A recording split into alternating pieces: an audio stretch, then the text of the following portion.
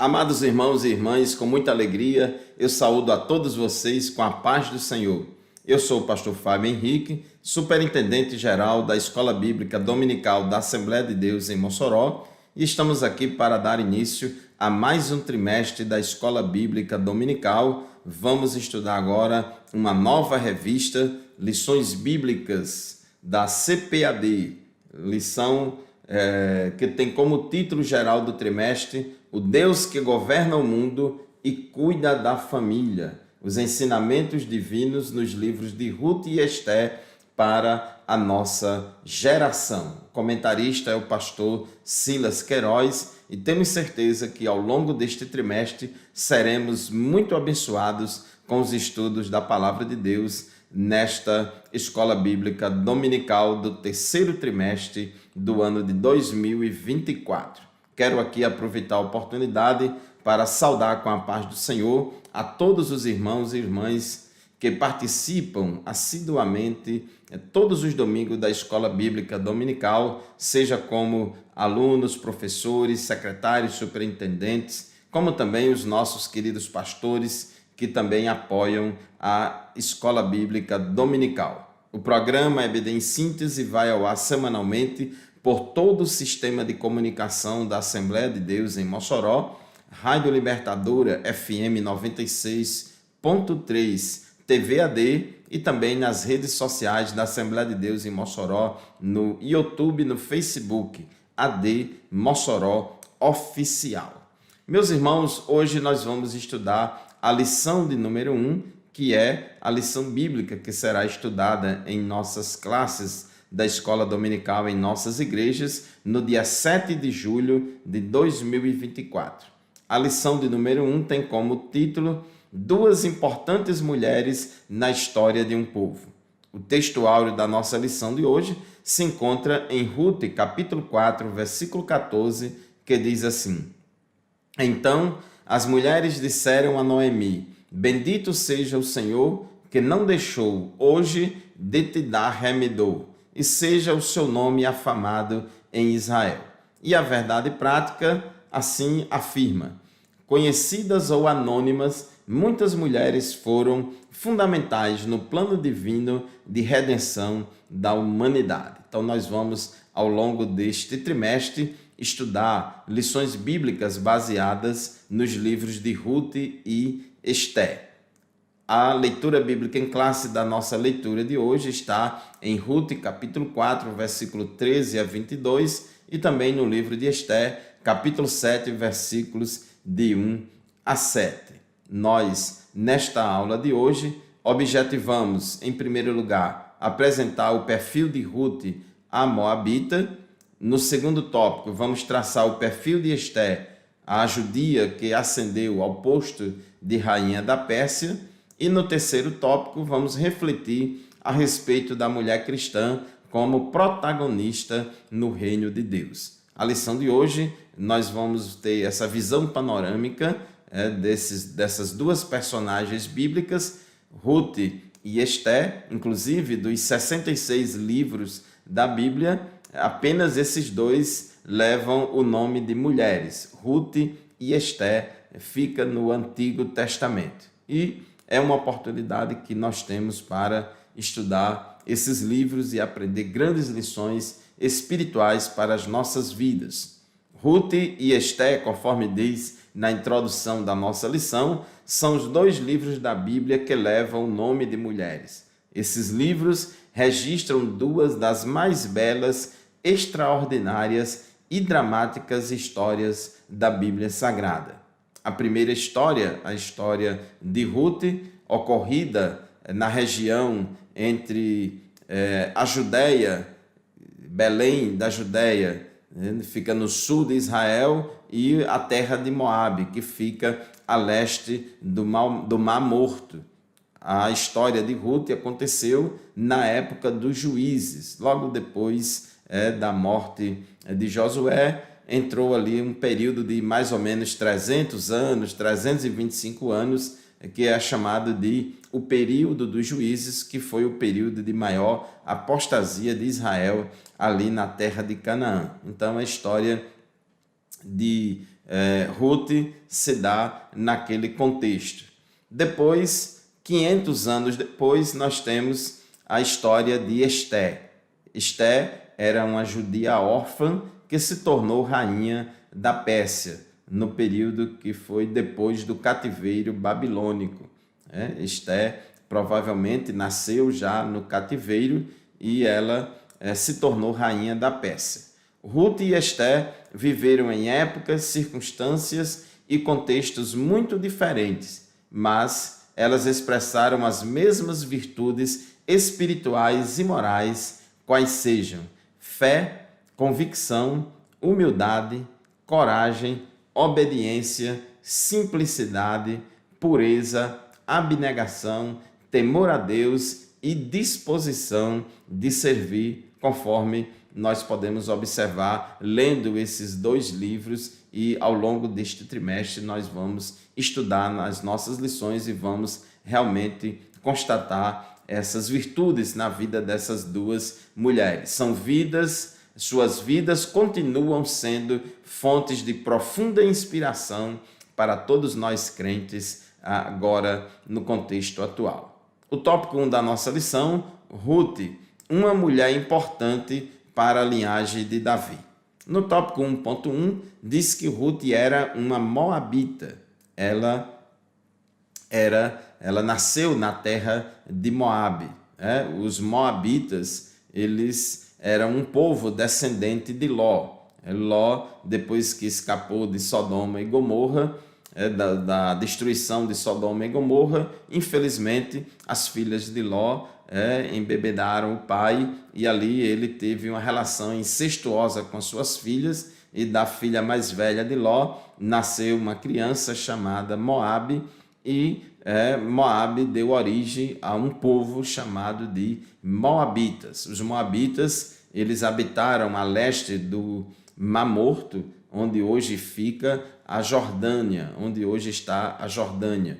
E os Moabitas eram um povo pagão, hostil a Israel desde os dias de Balaque. Balaque era um rei moabita. Está lá em Números, capítulo 22, que Balaque, o rei dos moabitas, ele pagou, subornou Balaão para profetizar maldição contra Israel. Os moabitas, eles habitavam a leste do Mar Morto, onde é hoje a Jordânia, e eles eram dados à idolatria e à imoralidade sexual como os cananeus. Os moabitas, eles se constituíam num povo bastante idólatra e imoral sexualmente. Deuteronômio capítulo 23, versículos 3, 4 e 6, diz assim: nenhum amonita ou moabita entrará na Assembleia do Senhor, nem ainda a sua 10ª geração entrará na Assembleia do Senhor eternamente. Porque não foram ao encontro de vocês com pão e água no caminho, quando vocês estavam saindo do Egito, e porque contrataram Balaão, filho de Beor, de Petor, da Mesopotâmia, para amaldiçoar vocês.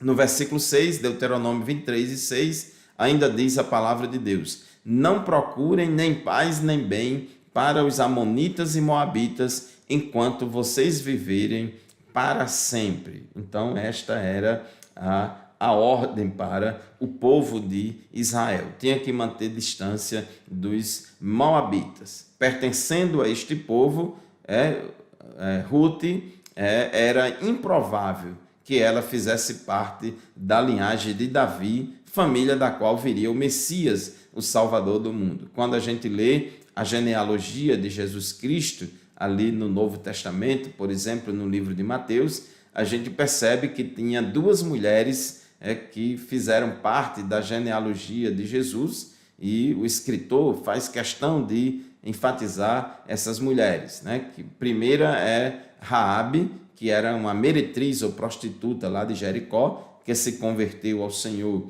e deu abrigo aos espias enviados por Josué. E depois nós temos Ruth, a moabita, que fazia parte de um povo idólatra e imoral, porém ela creu no Senhor Jesus, ela creu no Senhor Jeová, a graça de Deus chegou até ela e ela abraçou a graça do Senhor. Então, não era provável, humanamente falando, que Ruth, esta moabita, fosse fazer parte da genealogia de Jesus. Então, nós vemos aí uma manifestação da graça de Deus muito forte, muito grande no Antigo Testamento, mostrando que Deus faz do improvável provável e do impossível possível quando cremos nele e o tememos e obedecemos. Ruth passou a fazer parte de uma família judia. Lá em Belém da Judéia havia uma família liderada por Elimeleque, que era casado com Noemi, e eles tinham 2 filhos, Malom e Quilion. Devido a uma grande fome que aconteceu lá na Judéia, em Israel, na terra de Canaã, Elimeleque pegou a sua família e viajou e foi embora para a terra de Moabe, achando que lá na terra de Moabe ia ter prosperidade, ia fugir da fome, ia ter uma vida melhor. Mas, infelizmente, quando eles estiveram ali, passaram ali, Noemi passou ali cerca de 10 anos naquele lugar, mas foi um período de muitas tragédias na vida daquela família, porque primeiro morreu Elimeleque, o chefe da família, e depois morreram os 2 filhos deles, de Elimeleque e de Ruth. Os filhos dela, Malom e Quilion, casaram todas duas com moabitas, que era um casamento que não era do agrado de Deus. Os israelitas não deviam casar com mulheres estrangeiras, mas eles casaram com 2 moabitas. O fato é que todos os homens daquela família, o pai e os 2 filhos, morreram, e assim ficou a viúva Noemi desamparada, juntamente com as suas 2 noras moabitas também desamparadas. Meus irmãos, chegamos ao final do primeiro bloco do programa EBD em Síntese de hoje. Vamos fazer o nosso primeiro intervalo. Daqui a pouco a gente volta. Não saia daí, continue conosco. Meus irmãos, a paz do Senhor, glórias a Deus, estamos de volta para o segundo bloco do programa EBD em Síntese de hoje. Este programa vai ao ar semanalmente por todo o sistema de comunicação da Assembleia de Deus em Mossoró, Rádio Libertador FM 96.3 TV AD e o nosso canal no YouTube AD Mossoró Oficial. Estamos estudando hoje a lição de número 1, lição esta que tem como título 2 importantes mulheres na história de um povo. Nós estamos falando de Ruth e Esther. Ruth era uma moabita que se casou com um dos filhos de Noemi e Elimeleque, e o fato é que, conforme estávamos falando no final do bloco anterior, estavam morando ali na terra de Moabe, longe da terra da bênção, e ali morreram todos os homens daquela família. E quando Noemi soube que as coisas tinham melhorado lá na terra de Canaã, lá em Belém, na sua terra natal, então Noemi decidiu voltar para a sua terra e disse às suas 2 noras, que também ficaram viúvas, elas eram novas, e Noemi disse: vocês fiquem aí, eu vou voltar para a minha terra, fica aí junto com seus familiares, e eu vou voltar para a minha terra. Inicialmente, as 2 noras de Noemi disseram que queria ir com ela, não ia ficar lá, mas Noemi insistiu para que elas ficassem na terra de Moabe, e uma das noras resolveu ficar, mas a outra nora, enquanto órfã, viúva de Quilion, resolveu ficar. Ruth, a outra nora de Noemi, ela disse que ia acompanhar a sua sogra e fez uma declaração muito maravilhosa que revela muita fé dela no Deus de Israel.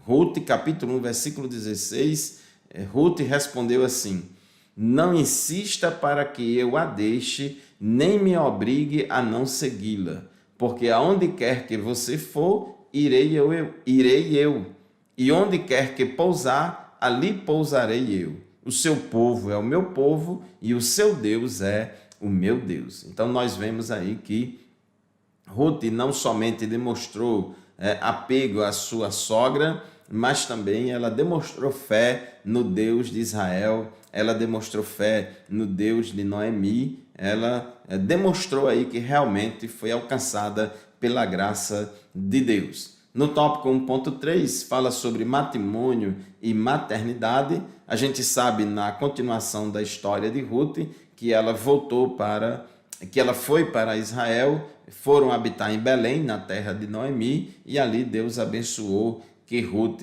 se casou de novo, casou com Boaz, e ela veio a ser uma das ancestrais do querido e famoso rei Davi, né? E ela entrou para a genealogia de Davi. Nós vemos que Ruth foi uma boa esposa, Ruth foi uma boa nora e ela honrou o casamento, né? Então, honrar o casamento e a geração de filhos traz as bênçãos de Deus para muitas gerações. Inclusive, Hebreus 13:4 diz: digno de honra entre todos seja o matrimônio. Então, esse negócio de família, de casamento, de filhos, essa coisa toda, isso é coisa de crente mesmo, coisa de Deus, bênção de Deus para nós.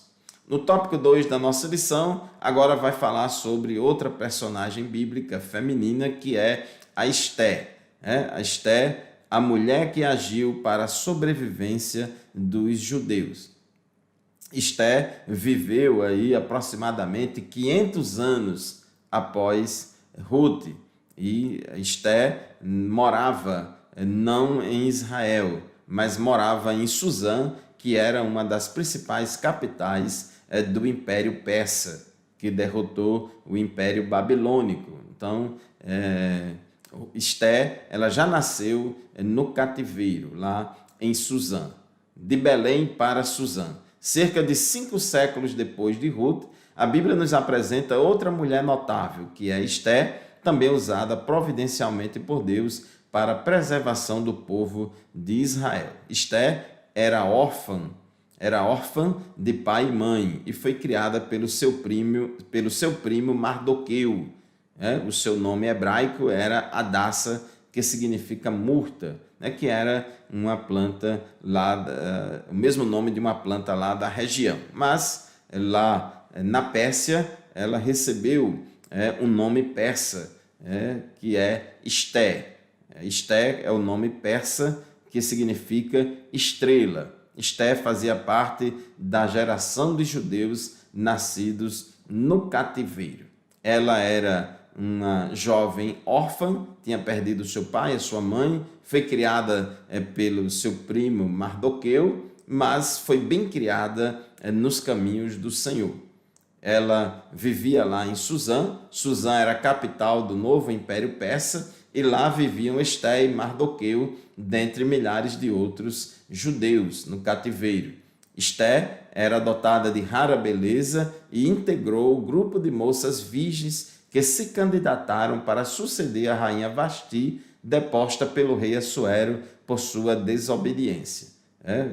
Nós vamos estudar mais detalhadamente ao longo desse trimestre. A rainha Vasti desobedeceu ao rei, enfrentou ao rei, não quis fazer o que o rei pediu, e aquilo envergonhou o rei e desmoralizou o rei, de forma que ela foi deposta da sua condição, do seu posto de rainha, e ali houve uma espécie de seleção ou concurso para selecionar a nova rainha da Pérsia, e foi justamente pela providência de Deus que foi escolhida Esté, que era uma judia, vivia lá na Pérsia, nasceu lá, mas era judia, de etnia judaica e também de crença e religião judaica. Então, ela sucedeu a rainha Vasti. Em um inequívoco ato da providência divina, Esté se tornou rainha no lugar de Vasti. 5 anos depois, essa jovem judia, agindo com sabedoria e muita coragem, obteve de Assuero um decreto que livrou da morte o povo judeu de todo o império. Quem sabe da história pode constatar, sabe que ali foi preparado por Amã, que era inimigo de Mardoqueu e de todo o povo judeu. Foi preparado ali uma situação, um decreto, uma lei para poder exterminar todos os judeus do império. Não era somente da capital Suzã, mas também de todo o império, inclusive os próprios judeus que estavam em Judá, que tinham retornado do cativeiro babilônico, que estava lá em Judá. Essa história de Esther, ela ocorre entre o capítulo 6 e o capítulo 7 do livro de Esdras. Então, até mesmo os judeus que estavam morando em Israel, que voltaram para a terra prometida, que reergueram o templo, até mesmo aqueles judeus estavam correndo risco de vida, porque a ordem era para exterminar todos os judeus de todos os países do império. Mas, pela providência de Deus, Esther assumiu aquele posto de rainha e naquela condição ela teve acesso ao rei numa situação, numa ocasião muito dramática, inclusive era tão dramática que ela pediu para Mardoqueu e os judeus jejuarem, se consagrarem, pedir a Deus livramento, e ela enfrentou a sua vida, ela enfrentou o risco de vida, ela quebrou protocolos para poder falar com o rei, para poder, assim, salvar o seu povo, salvar o seu povo. O livro de Esther é o único livro da Bíblia que não fala o nome de Deus. Porém, a gente vê a mão de Deus agindo em sua providência para preservar o povo judeu.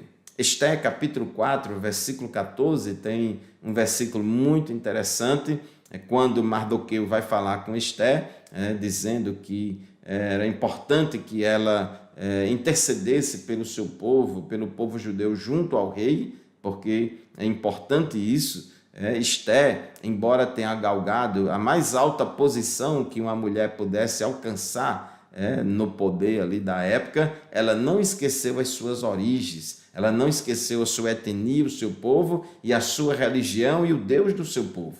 Então isso é muito importante, porque muitas vezes alguns irmãos, algumas irmãs, porque galgaram alguma posição econômica e social, e às vezes se desvia, esquece de onde veio, esquece do Deus que abençoou ele, que abençoou ela, e até se desvia dos caminhos do Senhor. Esther, capítulo 4, versículo 14, Mardoqueu disse assim a Esther: porque se você ficar calada agora, de outro lugar virá socorro e livramento para os judeus, mas você e a casa de seu pai perecerão. Mas quem sabe se não foi para uma conjuntura como esta que você foi elevada à condição de rainha? Mardoqueu tinha certeza que Deus ia dar livramento aos judeus, ao povo dele.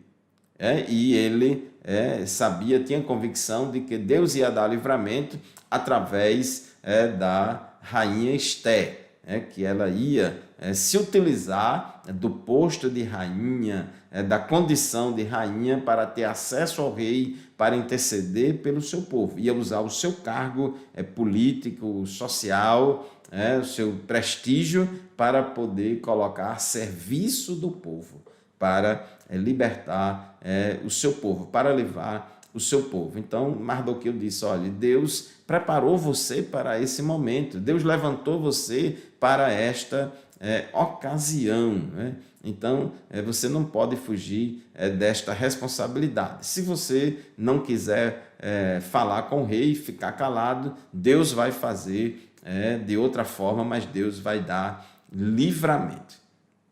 Tópico 2.3, no campo ou no palácio. Nós vamos estudar no terceiro bloco. Vamos fazer mais um intervalo, daqui a pouco a gente volta. Não saia daí, continue conosco. Meus irmãos, estamos de volta com o programa EBD em Síntese. Agora no terceiro bloco, estamos hoje estudando a lição de número 1 deste terceiro trimestre de 2024. A lição que abre o trimestre de 2024 e vamos estudar ao longo deste trimestre várias lições bíblicas baseadas nos livros de Ruth e de Esther. Hoje, na lição de número 1, a lição tem como título Duas importantes mulheres na história de um povo. Então, nós já temos visto aí no tópico 1 a respeito de Ruth, uma mulher importante para a linhagem de Davi. Ruth, uma moabita que foi agraciada, que foi alcançada pela graça de Deus e creu no Senhor Jeová, e assim Deus transformou a vida dela e fez dela uma das ascendentes do rei Davi. No tópico 2, estávamos estudando no bloco anterior a respeito de Esther, uma judia órfã de pai e mãe, mas que, embora ela tivesse nascida no cativeiro, ela foi usada por Deus. Deus, em sua providência, elevou Esther à condição de rainha da Pérsia para que, através do prestígio e do poder e da influência que ela tinha, ela usasse esse prestígio, poder e influência em prol do seu povo para salvar o seu povo. Embora ela tivesse alcançado o mais alto posto que uma mulher na Pérsia pudesse alcançar, Esther não esqueceu as suas origens. Esther não esqueceu o seu povo e não esqueceu o seu Deus. Então, nós vemos aí um grande exemplo de Esther, de Ruth, né? Essas mulheres são exemplos inspirativos do quanto valem a fidelidade e a confiança em Deus, seja qual for o contexto em que vivemos. Agora, nesse terceiro tópico, vamos enfatizar aqui, no terceiro tópico da nossa lição, uma aplicação sobre tudo isso que nós já falamos até aqui. Desde o terceiro tópico, mulheres de Deus como protagonistas da história. Tópico 3.1, o protagonismo feminino. A liderança masculina instituída por Deus, a Bíblia é muito clara em dizer que Deus criou o homem e depois da costela do homem criou a mulher, e criou a mulher com esse propósito de ser companheira do homem, auxiliadora do homem, e criou ambos com uma necessidade de estar, de dependência um do outro. Então, Deus criou a mulher diferente do homem para que ambos se complementassem, para que ambos se complementem. Então, isso é muito importante. E na família, na direção da família, da casa, do lar, no casamento, a Bíblia diz que o homem é o líder da família, é o líder do lar, e a mulher, ela deve respeitar a liderança do seu marido. Paulo é muito claro em dizer, lá em Efésios capítulo 5, que o homem deve amar a sua mulher, assim como Cristo amou a igreja e deu a sua vida por ela. E da mesma forma, a mulher também deve honrar e respeitar o seu marido, respeitar a liderança do seu marido. Então, ambos se complementam. Deus não criou homem e mulher para viverem uma verdadeira guerra dos sexos. Existem duas visões contrárias e opostas quanto a essa questão do papel do homem e da mulher no casamento e essa coisa toda, que é o complementarismo e o igualitarismo. Esse igualitarismo é mais defendido por teólogos e cristãos mais progressistas, que são bastante influenciados pelo movimento feminista, e prega um comportamento e uma atuação que parece mais uma guerra entre os sexos, que não leva a nada e que não honra a mulher, e que só traz prejuízo para a mulher, para o homem, para toda a família. Existe outra corrente de pensamento, outra forma de enxergar o que ensina a palavra de Deus, que para nós, para mim, é a forma mais correta, que é o complementarismo, defendido mais por teólogos de linha mais conservadora. O complementarismo diz e ensina que o homem complementa a mulher complementa o homem. Deus fez ambos diferentes e colocou papéis diferentes para o homem e para a mulher. Quando a Bíblia diz que o homem é o cabeça da mulher, isso não significa que o homem é superior à mulher em termos de natureza. Isso não significa que o homem é opressor da mulher ou que deve oprimir a mulher. Pelo contrário, a Bíblia diz que o homem deve amar a sua esposa, assim como Cristo amou a igreja e a si mesmo se entregou por ela. Existe, quando a Bíblia diz que o homem é o cabeça da mulher, isso fala de uma hierarquia funcional e não uma hierarquia ontológica, mas uma hierarquia funcional, é questão de distribuição de papéis e de responsabilidades dentro da família. Isso aí não tem nada a ver com a atuação das mulheres no mercado de trabalho, nas empresas, enfim, isso aí é outra coisa. A Bíblia não fala nada sobre isso. O que a Bíblia fala é sobre a atuação do homem e da mulher no casamento, na família e na igreja. Então, defendemos o complementarismo, que é esta visão mais conservadora, porque cremos que é esta visão que ensina a palavra de Deus. Então, isto não significa, a questão de as mulheres serem protagonistas na história. Isso não implica, todavia, na necessidade de confundir ou inverter os papéis entre homem e mulher. A mulher será abençoada, feliz, realizada quando ela cumpre o seu papel estabelecido por Deus, da mesma forma também o homem. A rainha Vasti se rebelou contra o seu marido, se rebelou contra o rei, e partiu para o enfrentamento e a guerra dos sexos, e ela terminou sendo deposta do cargo. Não foi a altivez, mas a humildade, a submissão e a obediência que tornaram tão relevante a vida dessas mulheres como Ruth e Esther. Devemos, no casamento e na família, cada um cumprir os seus papéis. Noemi dá testemunho de que Ruth cumpriu bem a função de esposa. Lá em Ruth, no capítulo 1, no versículo 8, a própria Noemi dá testemunho de que Ruth foi uma boa esposa.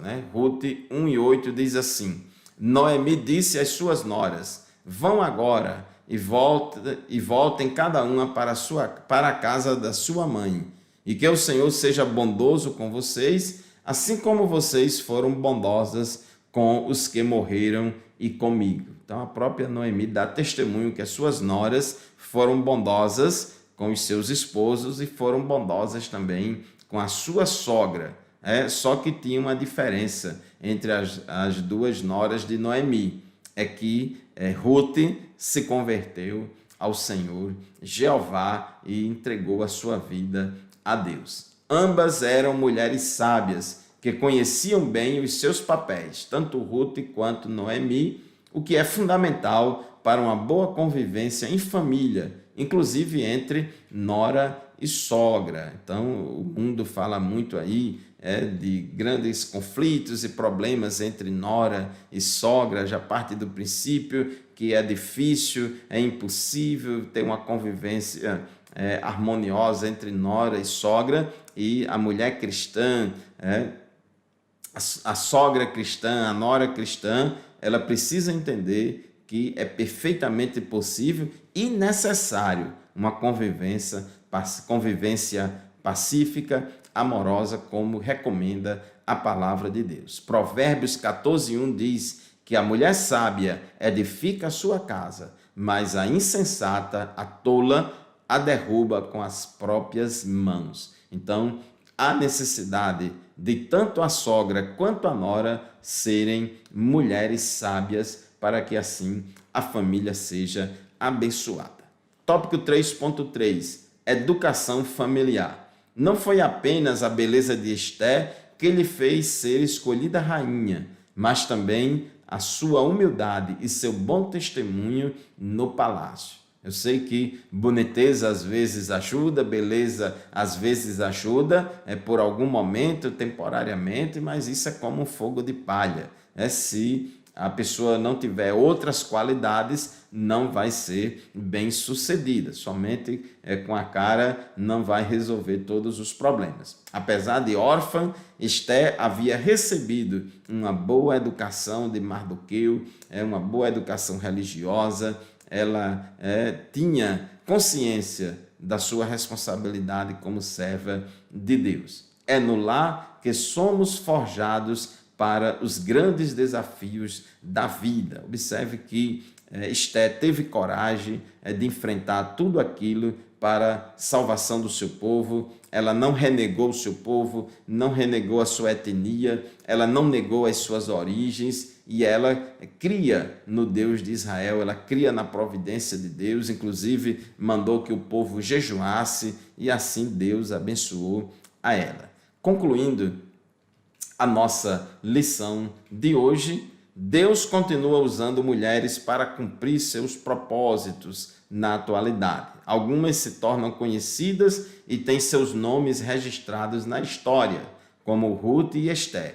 Outras mulheres, como a mulher de Noé, por exemplo, vivem a vida toda no anonimato, mas nem por isso deixam de ser importantes. O que seria, por exemplo, do patriarca Noé sem uma companheira fiel ao seu lado, enquanto cumpria a missão divina que recebera? Então, o homem não pode ir longe sem estar ao lado de uma esposa sábia que o ajuda, que o auxilia, que lhe complementa. Por isso que a Bíblia diz em Provérbios 18 e 22, quem acha uma esposa, acha o bem, recebeu uma bênção do Senhor. E Provérbios 19 e 14 diz, a casa e os bens vêm como herança dos pais, mas a esposa sensata vem do Senhor. Muito bem, meus irmãos, assim chegamos ao final de mais um programa EBD em Síntese. Muito obrigado pela sua audiência e lembre-se, este programa e nenhum outro substitui a aula presencial da qual participamos lá na nossa congregação, na nossa classe de escola dominical, juntos aprendendo uns com os outros, professores e alunos, para a edificação da igreja e para a glória de Deus. A paz do Senhor, muito obrigado pela sua audiência e até o próximo programa, se Deus quiser.